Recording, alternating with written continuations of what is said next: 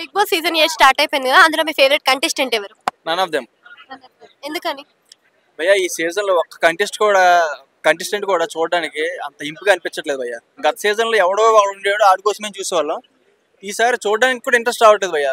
Last 7 seasons లో ఎప్పుడు కూడా నాకు ఇంత డిసప్పాయింట్మెంట్ గా ఎప్పుడు చూడాల. ఎందుకని అసలు ఎక్కడ మీరు డిసప్పాయింట్ అయ్యారు అసలు?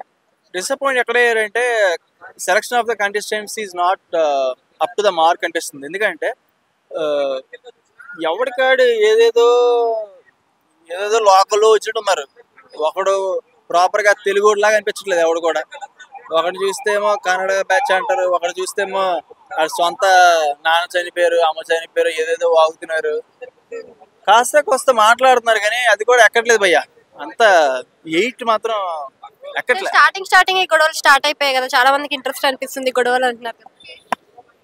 గొడవలు స్టార్ట్ అయినాయి కానీ అవి ఇంటెన్షనల్ గా పెట్టుకున్న గొడవల్లాగా ఉన్నాయి తప్ప ఏదో వాళ్ళు గేమ్ ఆడడానికి వస్తే ప్రాపర్ గొడవలు ఉంటాయి కదా, అలా లేవు. గేమ్స్ కూడా అంత ప్రాపర్ గా అనిపించట్లే, అప్రోప్రియేట్ గా లేదు అసలు ఈ సీజన్. ఎందుకో తెలియట్లా.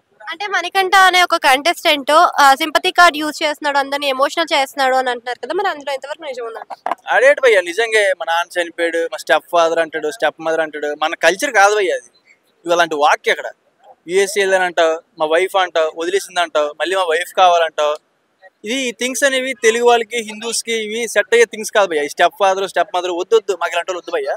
నువ్వు సింపతి కార్డు వాడకుండా ప్రాపర్ గా ఆడితే ఆడలే పక్కకు పోరు భయ్యా. నువ్వు నాగమణికంట చెప్తున్నావు ఏటి భయ్యా, నువ్వు స్టెప్ మదర్ అంటావు, స్టెప్ ఫాదర్ అంటావు. ఇది మా ఇండస్ట్రీ కాదు. నువ్వు ఎక్కడి నుంచి వచ్చావు, అక్కడికి వెళ్ళిపో, నువ్వు అవసరం లేదు మాకు ఇవి. Thank you.